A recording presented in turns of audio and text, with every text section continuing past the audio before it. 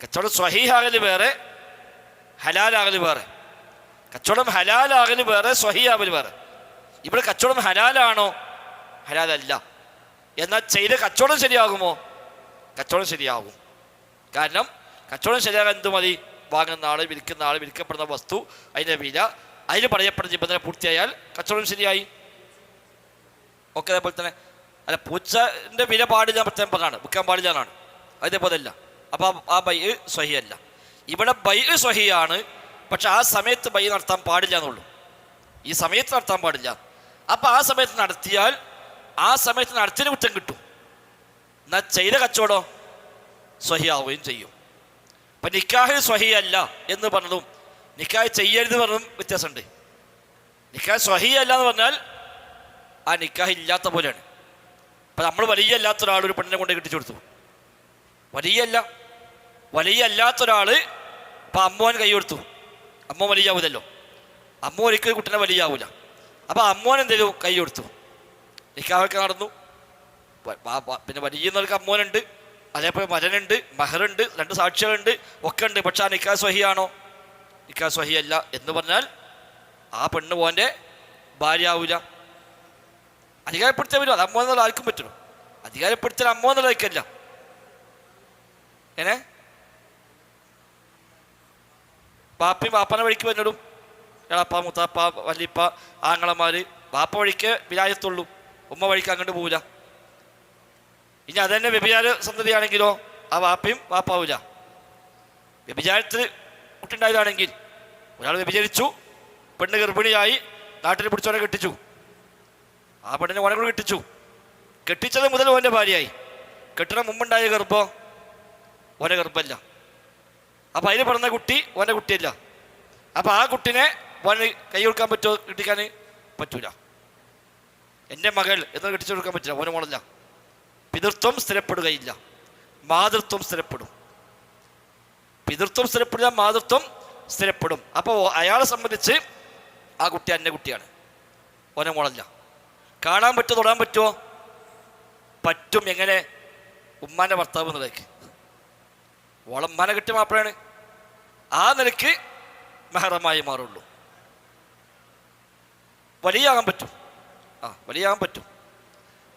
അതിന് വലിയാകാൻ പറ്റും. അപ്പം ഏതായാലും ഇങ്ങനത്തെ വിഷയങ്ങളിൽ ഇപ്പം നിക്കാഹ് സ്വഹീഹല്ല എന്ന് പറഞ്ഞതും ആ നിക്കാഹ് ഹലാലല്ല പറഞ്ഞ വ്യത്യാസമുണ്ട്. നിക്കാഹ് ഹലാലല്ല എന്ന് പറഞ്ഞാൽ നിക്കാഹ് സ്വഹീഹാവും, പക്ഷെ നിക്കാഹിൽ പാലിക്കേണ്ട ചില മര്യാദകൾ പാലിക്കാതെ പോയതുകൊണ്ട് ആ എടുത്ത പണി ഹറാമായി മാറും. പക്ഷെ നിക്കാഹ് സ്വഹീഹാകും, ആ പെണ്ണ് ഓൻ്റെ ഭാര്യയായിട്ട് മാറുകയും ചെയ്യും. കച്ചവടം ഹലാലാവൂല എന്ന് പറഞ്ഞാൽ കച്ചവടം സ്വഹീഹാവൂല അർത്ഥമില്ല. സ്വഹീഹാവൽ വേറെ, ഹലാലാകൽ വേറെ. ഇപ്പം ജുമാഇൻ്റെ സമയത്ത് കച്ചവടം ചെയ്യൽ ഹറാമാണ്, സംശയമില്ല. എന്നാൽ ആ കച്ചവടം സ്വഹീഹാകുമോ? 2 അഭിപ്രായമുണ്ട്. ഒരു വീക്ഷണപ്രകാരം കച്ചവടം സ്വഹീഹാകും, എന്നാൽ ചെയ്ത പണിക്ക് കുറ്റം വേറെ കിട്ടും. ആ സമയത്ത് എടുക്കാൻ പാടില്ല പണി കൊടുത്തു, അതിന് കുറ്റം കിട്ടും. കച്ചവടം സ്വഹീഹാകും എന്ന് പറഞ്ഞാൽ അതിനർത്ഥം വാങ്ങിയ വസ്തു നമ്മളുടേതായി മാറും, കൊടുത്ത പൈസ ഓൻ്റെതായി മാറും. കച്ചവടം സ്വഹീഹാവൂല പറഞ്ഞാലോ ചെയ്തതിന് കുറ്റം കിട്ടും ചെയ്യും. ആ കച്ചവടത്തിലൂടെ ഒന്നും സംഭവിക്കാത്ത പോലെയാണ്.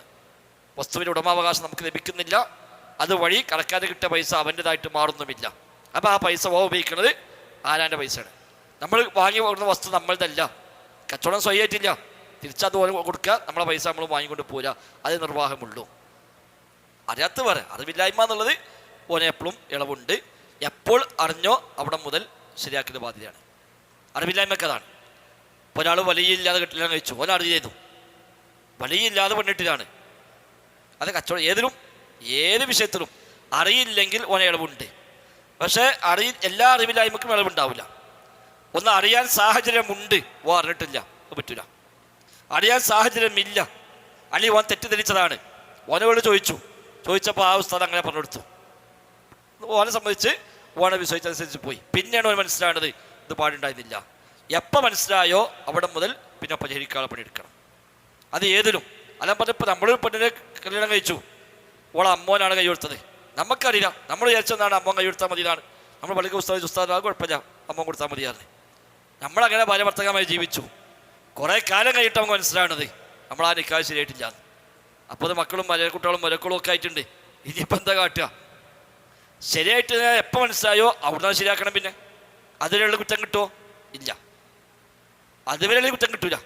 എന്നാൽ ഇനിയിപ്പോൾ എന്തെങ്കിലും ആയിക്കോട്ടെ, ഏതായാലും ഇപ്പോൾ 10-55 വയസ്സായി, ഇനിയിപ്പോൾ സാരമില്ല, ആരോടും മുണ്ടണ്ട എന്ന് പറഞ്ഞാലോ അവിടെ നിന്നുള്ളതൊക്കെ ഹറാമാണ്. അതൊക്കെ ഉണ്ടാവും. കാരണം എന്താണ്? അറിവില്ലായ്മയാണ്, ജഹാലത്താണ്. അതിനാണ് നിക്കാഹ് ശുബ്ഹ എന്ന് പറയാം. ആശയക്കുഴപ്പത്തിലൂടെ നടക്കുന്ന നിക്കാഹ്. നിക്കാഹ് ഓൻ സ്വഹിയാന്ന് ഓൻ വിചാരിച്ചു, എന്നാൽ സ്വഹി ആയിരുന്നില്ല. അപ്പോൾ ഓൻ്റെ കണക്കിൽ എന്താണോ സ്വഹി അതും ചെയ്തിട്ടുണ്ട്. അവൻ അന്നത്തെ അറിവനുസരിച്ച് എന്താണോ സ്വഹി അതും ചെയ്തു. പക്ഷെ സ്വഹി അല്ലായിരുന്നു. സ്വഹി അല്ലാന്ന് എപ്പോൾ മനസ്സിലായോ അവിടെ മുതൽ സ്വഹിയാക്കണം. ഈ തൽക്കാലം മുണ്ടേണ്ട അങ്ങനെ പെയ്ക്കോട്ടൊക്കെ ആണെങ്കിലോ അവിടെ നിന്നുള്ളതൊക്കെ ഹറാമായി മാറി. ഒരു കൗലപ്രകാരം അപ്പം പഴയതും ഹറാമായി മാറും. കാരണം ഓടെ സംബന്ധിച്ചത് വിഷയമില്ലാന്ന്. പിന്നെ സ്വഹിയാക്കാൻ രണ്ടാമത് കഴിയണം. എന്താ രണ്ടാമത് കഴിയണം, വേറെ കിട്ടുന്നില്ല. അതെ, പരിച്ചാർത്താളുണ്ടാവും, ഇളപ്പുണ്ടാവും, ഒരു ആങ്ങളുണ്ടാവും, ആരാണോ ഉണ്ടാവും അവരുണ്ടാവും. അല്ലെങ്കിൽ പെണ്ണിന് വലിയ തിരഞ്ഞെടുക്കാം. ആ പെണ്ണിന് ഒരാളെ വലിയായി നിശ്ചയിക്കാം. ആ പെണ്ണിന് ഒരാളെ നിശ്ചയിക്കാൻ വലിയായിട്ട് ആ വലിയ കെട്ടിച്ചെടുക്കാം. അവനെ അയാളെ തലയിപ്പിക്കാൻ വലിയായിട്ട് ഇയാളെ തലയിപ്പിക്കാം. അയാൾ കെട്ടിച്ചെടുക്കാൻ അയാളെ സ്വീകരിക്കും ചെയ്യാനൊന്നും കുഴപ്പമില്ല. പക്ഷെ നിക്കാഹ് നടക്കൽ നിർബന്ധമാണ്.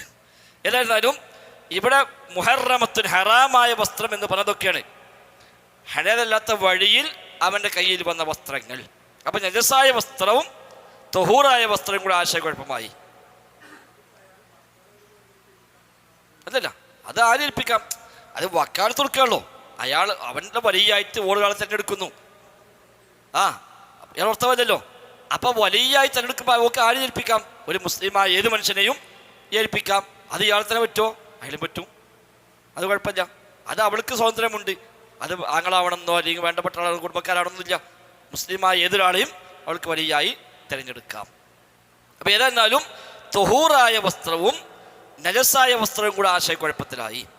അല്ലെങ്കിൽ തൊഹൂറായ വസ്ത്രവും ഹറാമായ വസ്ത്രം കൂടെ ആശയക്കുഴപ്പത്തിലായി. ഹറാമായ വസ്ത്രം തൊഹൂറാണ്, പക്ഷെ ഹറാമാണ്. തൊഹൂറായ വസ്ത്രമാണ്, പക്ഷെ അവന് ഹറാമായി കൈവശം വന്ന വസ്ത്രമാണ്. മോഷ്ടിച്ച വസ്ത്രമാണ്, പിടിച്ചു വലിച്ച വസ്ത്രമാണ്, ആരാൻ്റെ വസ്ത്രമാണ്. അതല്ലെങ്കിൽ ഈ പറഞ്ഞ പോലെ ന്യായമല്ലാത്ത വഴിയിൽ അവൻ കൈവശപ്പെടുത്തിയ വസ്ത്രമാണ്. തൊഹൂറാണോ? തൊഹൂറാണ്. അപ്പം അത് നിസ്കരിക്കുമ്പോൾ നേരത്തെ പറഞ്ഞ ചർച്ച അവിടെ വരും. നിസ്കരിക്കാൻ അവിടുത്തെ മറച്ചാൽ മതി, നജസില്ലാഞ്ഞാൽ മതി. അപ്പം ഈ വസ്ത്രം തൊഹൂറാണ്, നജസില്ല, അവിടെ ധരിച്ചാൽ അവിടുത്തെ മറിയും ചെയ്യും, പക്ഷെ ഓൻ്റെതല്ല. അപ്പം വസ്ത്രം ഉപയോഗിക്കൽ ഹറാമാണ്. അത് ഉപയോഗിച്ച് നിസ്കരിച്ചാൽ നിസ്കാരം ശരിയാകുമോ? നിസ്കാരം ശരിയാവും. നിസ്കാരം ശരിയാകാൻ എന്ത് മതി? അവിടുത്തെ മറച്ചാൽ മതി, ഒന്നും ചെയ്തേക്കണ്. പക്ഷെ ചെയ്ത പണിക്ക് കുറ്റം കിട്ടുമോ? അത് കിട്ടും. ഏതിന്? ഹറാമായ വസ്ത്രം ഉപയോഗിച്ചതിന് കുറ്റം കിട്ടും. എന്നാൽ നിസ്കാരം സ്വഹീഹാകും എന്നാണ് പ്രബല അഭിപ്രായം. എന്നാൽ മറ്റൊരു അഭിപ്രായം നിസ്കാരം സ്വഹീഹാവില്ല എന്നതിനാണ്. അപ്പം ഇവിടെ അവനുള്ള പ്രശ്നം എന്താണ്? ഒന്നുകിൽ തൊഹൂറായ വസ്ത്രവും നജസായ വസ്ത്രവും കൂടെ ആശയക്കുഴപ്പം. രണ്ട് വസ്ത്രമുണ്ട്, ഒന്ന് തൊഹൂറാണ്, മറ്റൊന്ന് നജസാണ്. ഏതാണ് തൊഹൂറായത് ഏതാ നജസ് എന്ന് അറിയില്ല. എന്ത് ചെയ്യും? രണ്ട് വസ്ത്രമുണ്ട്. ഒന്ന് അവൻ്റെ ഹലാലായ വസ്ത്രമാണ്, മറ്റൊന്ന് ഹറാമായ വസ്ത്രമാണ്. ഏതാണ് ഹലാൽ ഏതാണ് ഹറാം എന്ന് അറിയുന്നില്ല. എങ്കിലും അവന് ഏതൊട്ട് നിസ്കരിക്കണം എന്നാണ്. ഈ രണ്ടവസ്ഥകളിൽ തുഹൂറും നജസും ആശയക്കുഴപ്പത്തിലായാലും ഹലാലും ഹറാമും ആശയക്കുഴപ്പത്തിലായി. അതാണ് തോഹിറായ വസ്ത്രം നജസായ വസ്ത്രവുമായ ആശയക്കുഴപ്പത്തിലായാൽ, ഔ ബി മുഹറമത്തിൻ അല്ലെങ്കിൽ ഹറാമായ വസ്തുവുമായി ആശയക്കുഴപ്പത്തിലായാൽ. ഹറാം രണ്ട് രൂപത്തെ ഹറാമ് വരാം. അള്ളാഹുമായി ബന്ധപ്പെട്ട ഹറാമ് വരാം, മറ്റുള്ള മനുഷ്യരുമായി ബന്ധപ്പെട്ട ഹറാമ് വരാം. പട്ടുവസ്ത്രം ഹറാമാണ്, അത് അല്ല ഹറാമാക്കിയതാണ്, നജസായതോ മറ്റൊന്നുമല്ല, അല്ല ഹറാമാക്കി. അപ്പോൾ അതൊടുത്ത് നിസ്കരിക്കുന്നു. അപ്പോൾ എന്ത് ചെയ്യാൻ പറ്റും? ഇതേ ഉള്ളൂ, ഓനാശയക്കുഴപ്പമായി. അല്ലെങ്കിൽ മറ്റ് മനുഷ്യന്മാരുമായി ബന്ധപ്പെട്ട നേരത്തെ പറഞ്ഞ പോലെ ഉടമാവകാശം ന്യായമായിട്ട് കിട്ടിയിട്ടില്ലാത്ത വസ്ത്രങ്ങൾ രണ്ടുമാവാം മുഹറമത്ത് അറിയുമ്പോൾ. അപ്പം മുഹറമത്തായ ഹറാമായ വസ്ത്രവും ഹലാലായ വസ്ത്രവും ആശയക്കുഴപ്പത്തിലായി, അല്ലെങ്കിൽ തുഹൂറായ വസ്ത്രവും നജസായ വസ്ത്രവും ആശയക്കുഴപ്പത്തിലായി എങ്കിൽ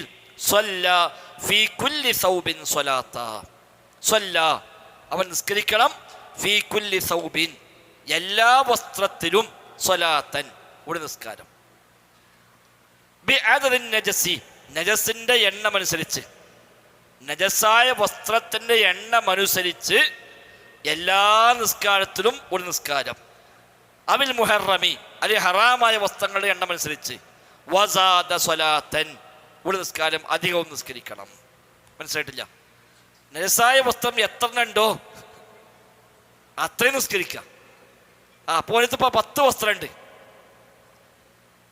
9 ഹലാലാണ്, 1 ഹറാമാണ്. അല്ല പോരാ, ഈ 10 ഏതാണ് ഹലാൽ എന്നറിയില്ല. 10 വസ്ത്രങ്ങളൊക്കെ ഉണ്ട്, 1 ഹറാമായ വസ്ത്രമാണ്, ബാക്കി 9 ഹലാലായ വസ്ത്രമാണ്. ഏതാണ് ഹറാം എന്നറിയില്ല എങ്കിൽ എന്ത് ചെയ്യണം? നജസിൻ്റെ എണ്ണമനുസരിച്ച് അല്ലെങ്കിൽ ഹറാമിൻ്റെ എണ്ണമനുസരിച്ച് അവൻ നിസ്കരിക്കണം. വസാദ സ്വലാത്തൻ ഒരു നിസ്കാരം അധികമായി നിസ്കരിക്കുകയും വേണം.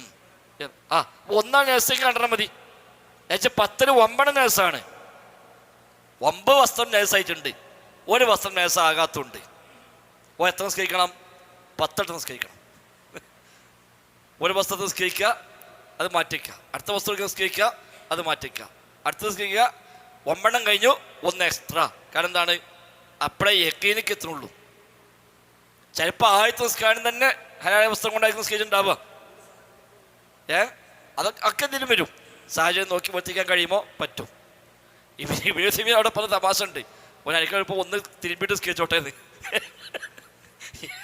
ഈ 10 നിസ്കരിച്ചത് കൊണ്ട് 1 തിരുമ്പിയിട്ട് നിസ്കരിച്ചാൽ മതിയല്ലോ, അല്ലെങ്കിൽ പോയിട്ട് വേറെ വാങ്ങിക്കോട്ടെ. ഇന്നത്തെ കാലത്ത് ഓക്കെ, ഇന്നത്തെ കാലത്ത് നമുക്ക് വേണമെങ്കിൽ കടയിൽ പോയ 50 രൂപയ്ക്ക് തൽക്കാലം വസ്ത്രം കിട്ടും, ഡിസ്പോസിബിൾ വാങ്ങിക്കൊടുത്താൽ മതി. പക്ഷെ എപ്പോഴും പറ്റിക്കൊള്ളുന്നില്ല, എല്ലാ സാഹചര്യത്തിലും ഉണ്ടായിക്കൊള്ളുന്നില്ല. ഒരു യാത്രയിലാണ്, അല്ലെങ്കിൽ ഒരു ഒറ്റപ്പെട്ട പ്രദേശത്താണ്, അങ്ങനെയൊക്കെ വരാമല്ലോ. അപ്പോൾ സാഹചര്യങ്ങൾ വരാം എന്നുകൊണ്ടാണ്. ഏതായാലും അങ്ങനെ ആശയക്കുഴപ്പത്തിലായിക്കഴിഞ്ഞാൽ സ്വല്ലാഫി കുല്ലി സൗബിൻ സ്വലാത്തൻ, എല്ലാ വസ്ത്രത്തിലും ഒരു നിസ്കാരം നിസ്കരിക്കുക. ബിഅദദിൻ നജിസി നജസ്സുകളുടെ എണ്ണമനുസരിച്ച്, നജസായ വസ്ത്രം എത്ര എണ്ണമാണോ ഉള്ളത് അത്ര എണ്ണം നിസ്കരിക്കുക. വസാദ സ്വലാത്തൻ ഒരു നിസ്കാരം അധികവും നിസ്കരിക്കുക. അപ്പോൾ 5 നജസായ വസ്ത്രം ഉണ്ടെങ്കിൽ 6 വട്ടം നിസ്കരിക്കുക. 2 നജസായ വസ്ത്രമാണെങ്കിൽ 3 വട്ടം നിസ്കരിക്കുക. 100 നജസായ വസ്ത്രം ഉണ്ടെങ്കിൽ 101 വട്ടം നിസ്കരിക്കുക. എല്ലാ വക്തിനും നിസ്കരിക്കുക. വസാദ സ്വലാത്തൻ ഒരു നിസ്കാരം അധികം നിസ്കരിക്കണം. ഹറാമായ വസ്ത്രങ്ങൾ തന്നെ ഹറാമായത് 10 ഉണ്ട് എങ്കിൽ 20 വസ്ത്രമുണ്ട്, 10 ഹറാമായതാണ്, 10 ഹലാലായതാണ്. ഏതാണില്ല എങ്കിൽ 11 വട്ടം നിസ്കരിക്കണം. എത്ര ഹറാമുണ്ടോ അത്ര എണ്ണം നിസ്കരിക്കുന്നു പ്ലസ് 1. എത്ര നജസുണ്ടോ അത്ര എണ്ണം നിസ്കരിക്കുന്നു പ്ലസ് 1. അതാണ് അവൻ ചെയ്യേണ്ടുന്ന വഴി എന്നാണ്. ഈ പറഞ്ഞ പോലെ തന്നെ അവിടെയും യഖീനിലേക്ക് എത്തുന്നതാണ്. യഖീനിലേക്ക് അവൻ എത്താൻ അതേ വഴിയുള്ളൂ എന്നതുകൊണ്ട് അവൻ അങ്ങനെ ചെയ്യേണ്ടതുണ്ട്. വല്ലാഹു അഅലം. അപ്പം അത്രയുമാണ് നമ്മൾ ഈ വെള്ളവുമായി ബന്ധപ്പെട്ട മിയാഹ്, വെള്ളവുമായി ബന്ധപ്പെട്ട ഭാഗം അതവിടെ അവസാനിക്കുന്നു. കിതാബ് ത്വഹാറത്ത് അവസാനിച്ചില്ല, ഒക്കെ ത്വഹാറത്ത് തന്നെയാണ്, ത്വഹാറത്തിൻ്റെ ഭാഗമാണ് ബാക്കിയൊക്കെ വരുന്നത്. അതിൽ ആദ്യത്തെ ചർച്ചയാണ് ഈ ഒരു വെള്ളവുമായി ബന്ധപ്പെട്ട ചർച്ച. ഇനി വെള്ളം, എന്തുകൊണ്ട് വെള്ളം ആദ്യം ചർച്ച ചെയ്തു? ശുദ്ധീകരണത്തിൻ്റെ അസല് വെള്ളമാണ്. വെള്ളം എടുക്കണമെങ്കിൽ പാത്രം വേണം. അതുകൊണ്ട് ഞാൻ അടുത്ത ചർച്ച പാത്രമാണ്. ഏതൊക്കെ പാത്രം പറ്റും, ഏതൊക്കെ പാത്രം പറ്റൂല എന്ന ചർച്ചകളൊക്കെ അവിടെ വരും. പിന്നെ വെള്ളം ഇല്ലെങ്കിൽ പോകുന്ന തൈമുമിലേക്കാണ്. അപ്പോൾ തൈമുമോടെ ചർച്ച വരും. അങ്ങനെയാണ് ഫിഖ്ഹിൻ്റെ ഒരു ഓർഡർ സാധാരണ പോകാറുള്ളത്. ഇൻഷാ അല്ലാഹ് അടുത്ത ക്ലാസ് മുതൽ നമുക്ക് ബാബുൽ ആനിയ എന്ന് പറയുന്ന പാത്രങ്ങളുമായി ബന്ധപ്പെട്ട ചർച്ചയാണ് ഇൻഷാ അല്ലാഹ് അടുത്ത ക്ലാസ് നമുക്ക് എടുക്കാനുള്ളത്.